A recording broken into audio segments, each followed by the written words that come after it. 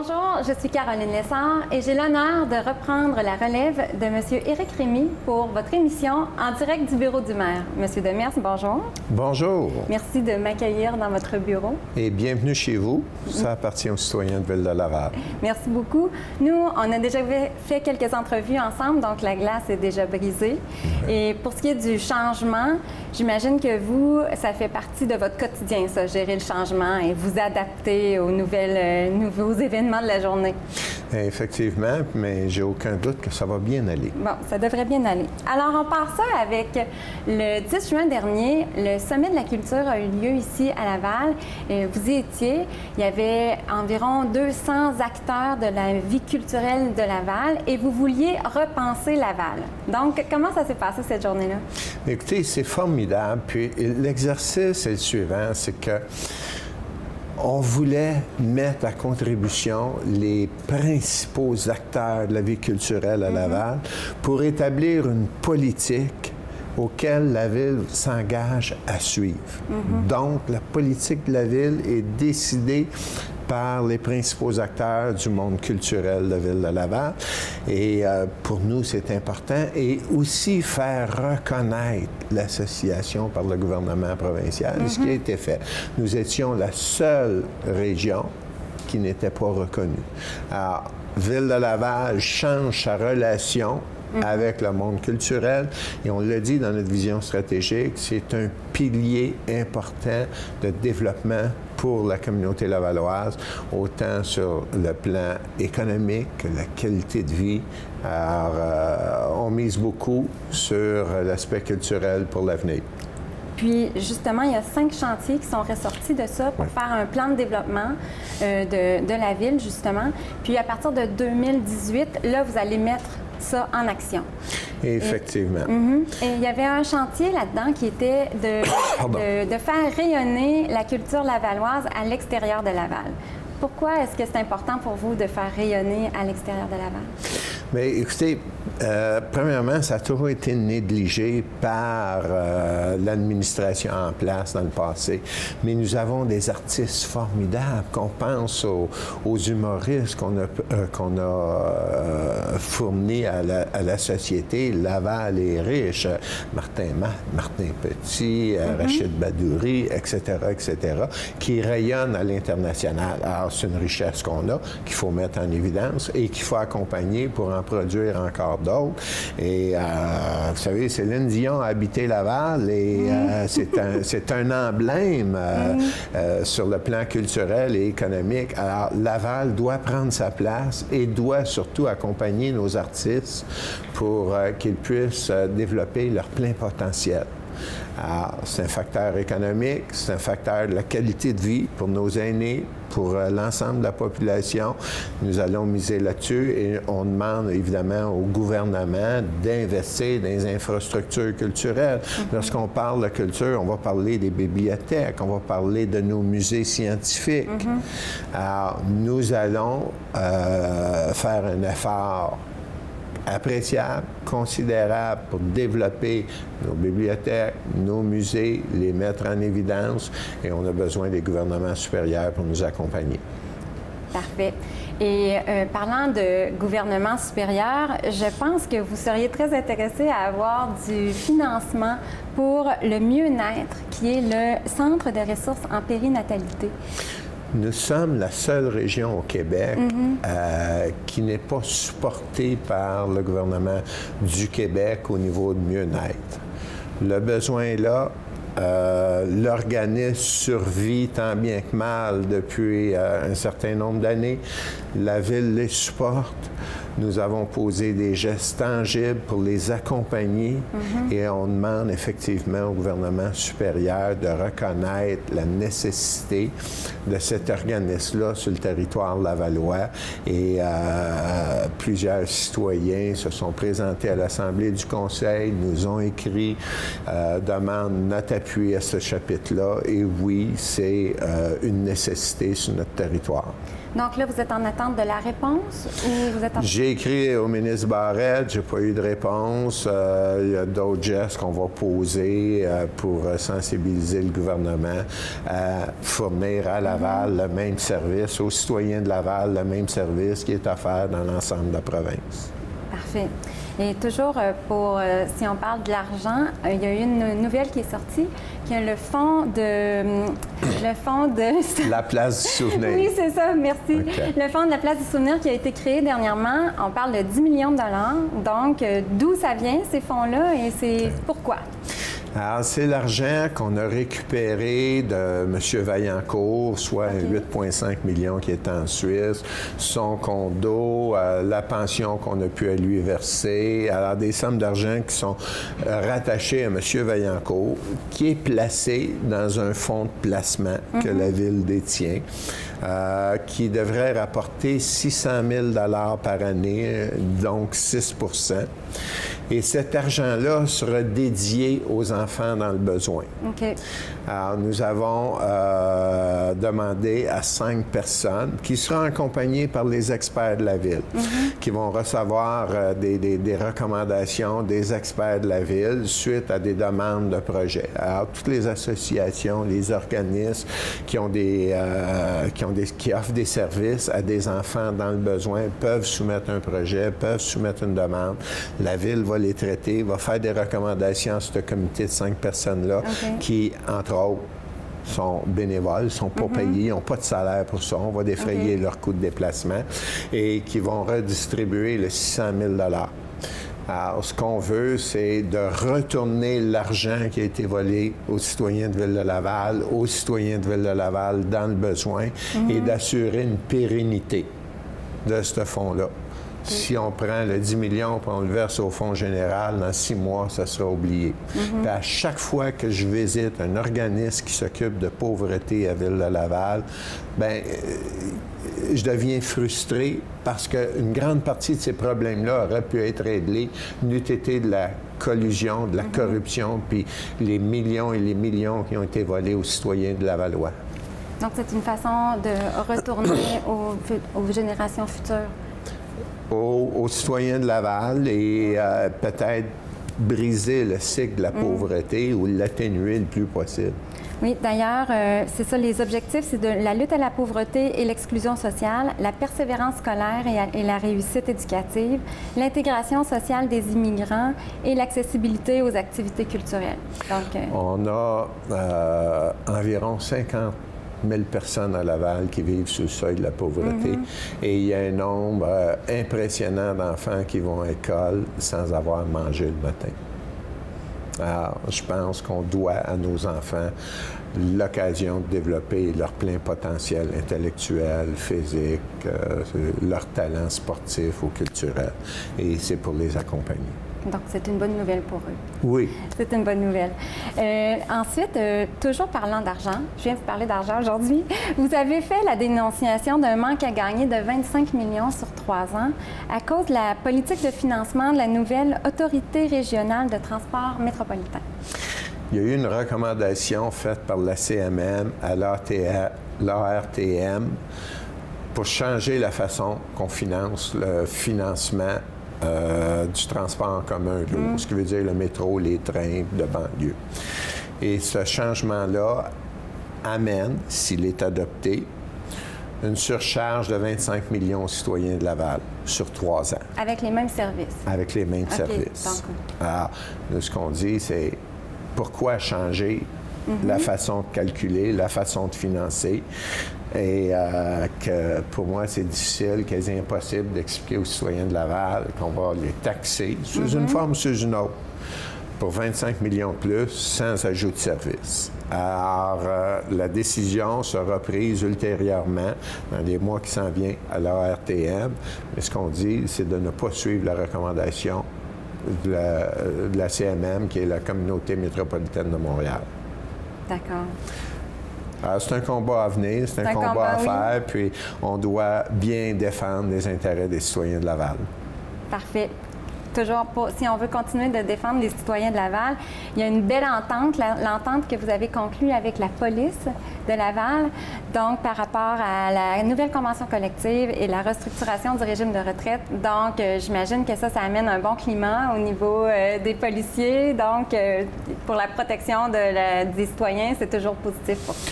Oui, effectivement, ça faisait 3 ans de négociation et les enjeux étaient en même temps la convention collective et le fonds de pension. Il faut se rappeler que la loi 15 visait à transférer un fardeau financier de l'employeur aux employés. Et ce qui était un fardeau plus considérable au niveau des policiers qui ont toujours négocié pour privilégier les fonds de pension. Alors, historiquement, les policiers investissent beaucoup dans les fonds de pension et demandent aux employeurs d'investir beaucoup. Alors, à ce chapitre-là, la loi 15 frappe le milieu policier beaucoup plus fort que les employés col blanc, col bleu ou les professionnels ailleurs. Alors, la négociation était difficile, il ne faut pas se le cacher. Il y a eu des moyens de pression, ça a duré 3 ans. Et finalement, les 2 parties en sortent satisfaits et ça ramène un climat de travail. Et je peux vous dire qu'on est fiers du travail que les policiers font à Laval. Bien, je vous félicite parce qu'en plus, ça a été accepté en grande majorité. Donc, c'est bon de le souligner. Donc ça, c'était notre segment rétroviseur que j'appelle, où est-ce qu'on a regardé qu'est-ce qui s'est passé dans le dernier mois. Maintenant, je veux qu'on entre dans un nouveau segment qu'on va appeler « En chantier ». Donc, ça va nous permettre de faire le suivi sur des dossiers qui sont en cours, mais qu'il n'y a pas particulièrement de nouvelles à annoncer, mais les citoyens veulent probablement avoir de l'information. Et je vais vous parler des inondations. Oui. Parce que, justement, bon, c'est terminé maintenant, mais là, on est en train de de vouloir avoir l'argent pour pouvoir payer les dégâts. Vous disiez que vous étiez satisfait de ce que Québec avait annoncé? Disons qu'on est satisfait que Québec s'avance pour dire qu'ils vont supporter les citoyens. Mais il y a 2 enjeux. Évidemment, la disponibilité monétaire, je sais que ça sera un enjeu. Les sommes annoncées par Québec, il appartient aux citoyens concernés de juger. Et l'autre enjeu, c'est le temps de réaction. Il faut comprendre qu'à l'heure actuelle, évidemment, les inondations, l'eau est partie. Il y a une grande partie du nettoyage urgent, c'est fait. Mais là, il faut reconstruire. Et il y a des gens qui ont quitté leur maison parce qu'il a fallu démolir une grande partie et attendre pour reconstruire. Et là, l'émission des permis, il faut que ça se fasse rapidement pour reconstruire. Et l'autorisation. Alors, le Québec arrive avec un décret qui dit s'il y a plus que 50% des dommages, il est possible qu'il offre une somme d'argent allant jusqu'à 200 000 et qu'un autre 50 000 pour le terrain et que le gouvernement puis la municipalité vont prendre possession du terrain, de la propriété. Alors ça, pour moi, c'est un enjeu. Il va savoir à déterminer est-ce que le 200 000 c'est suffisant ou pas, les citoyens vont s'exprimer. L'important, c'est qu'il y a une séance d'information que le gouvernement du Québec va tenir le 10 juillet dans toutes les régions du Québec qui ont été affectées par les inondations, dont Laval. Et au bas de l'écran va apparaître l'adresse, l'heure concernant cette séance d'information-là. Et évidemment, la municipalité sera présente pour entendre ce que le gouvernement aura à dire et accompagner les citoyens à ce chapitre-là. Justement, c'est quoi votre rôle, vous, là-dedans, dans la ville, avec les citoyens? Bien, nous, on s'est occupé surtout de minimiser les dommages, de travailler lors des zones inondables, de s'assurer qu'il y avait l'information disponible près des citoyens, de l'aide psychologique. Vous savez, on a distribué plus de 200 000 sacs de sable. Dans certains endroits, c'est nos employés, nos bénévoles, qui qui a placé les sacs de sable pour essayer de minimiser, protéger les propriétés, minimiser les dommages. On a eu un pont qui est parti avec l'eau. Il a fallu, en dedans de 6 jours, reconstruire un pont d'urgence. Nos ingénieurs, avec les ingénieurs de l'armée est venue aider. Alors, grosso modo, la ville, dans tout cet épisode-là, ce malheur-là, à date, on a déboursé environ 5 millions pour accompagner nos citoyens, leur fournir ceux qui devaient être évacués à une place où rester, coordonner l'ensemble des ressources du gouvernement, de la Croix-Rouge, de l'armée, de nos cols bleus, nos policiers, le service d'urgence sociale aussi, parce qu'il y a des gens psychologiquement qui avaient besoin d'aide. On a coordonné tout ça et on a donné l'assistance à nos citoyens. Maintenant, ce chapitre-là est un peu fini. Oui. Et là, c'est la reconstruction. Et là, c'est une responsabilité qui incombe surtout au gouvernement du Québec de décider quelle sera l'étendue de l'aide qui va rendre disponible aux citoyens. Et nous, on accompagne au niveau de l'information nos citoyens. Vos citoyens. Parfait. Maintenant, on entre dans le segment à surveiller, où est-ce que je vais vous demander à chaque émission de me dire qu'est-ce qu'il y a à surveiller d'ici la prochaine émission. Donc, ça peut être des événements, ça peut être des nouvelles que vous attendez. Et là, j'aimerais qu'on parle des zones musicales, parce que les zones musicales vont se tenir du 14 juillet jusqu'au 20 août. Et ça, c'est des spectacles gratuits à l'extérieur, partout, dans tous les parcs à travers Laval. Et la fête de clôture va se faire au centre-ville de Laval. Effectivement. Nous avons débuté ça et l'an passé, il y a eu un grand succès. Ça a été apprécié par la population. Et pour nous, ça retouche un peu le premier point au niveau de notre nouvelle relation avec la culture. C'est important de rendre la culture disponible aux citoyens et aux citoyens qui ont peut-être une mobilité plus réduite que d'autres et pour les aînés ou les personnes qui n'ont pas les moyens d'aller à la Place des Arts à Montréal et de se payer des spectacles. Alors, c'est dans différents sites, berges, parcs, différents endroits, et c'est à travers l'île, et la conclusion va se faire au centre-ville, la ville de Laval, et on invite tous les citoyens à se l'approprier. C'est gratuit, et jusqu'à date, nous avons eu un grand succès avec ça, et les dates et l'endroit précis va apparaître au bas de l'écran. Exactement. Et vous pouvez aussi aller sur le site de Laval. Il y a un bandeau, zone musicale. Puis c'est ouvert pour tous les enfants aussi. Il y a eu un très, très grand succès l'année dernière de cette édition-là. C'est familial, effectivement. Oui, vraiment. Et parlant de famille, on va parler aussi de la fête italienne qui s'en vient. Et on sait que les Italiens sont très, très familiales.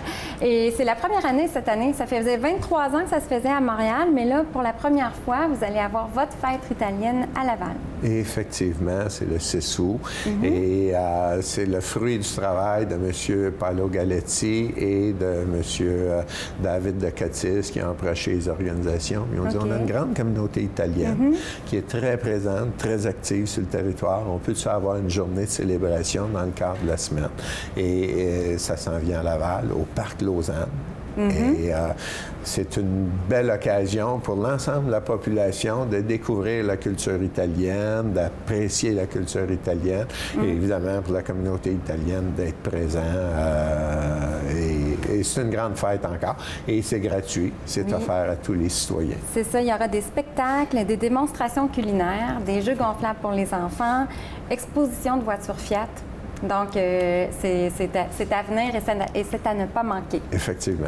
Bon. Et le dernier segment, Monsieur le maire, je vais vous demander de me donner, c'est quoi votre coup de cœur? Ça peut être, à chaque émission, vous déciderez. Ça peut être un événement, ça peut être une réalisation que vous êtes très fiers, ça peut être un Lavallois qui s'est illustré puis vous trouvez que ça vaut la peine de mentionner. Mais je vais vous demander, en ce moment, c'est quoi votre grand coup de cœur?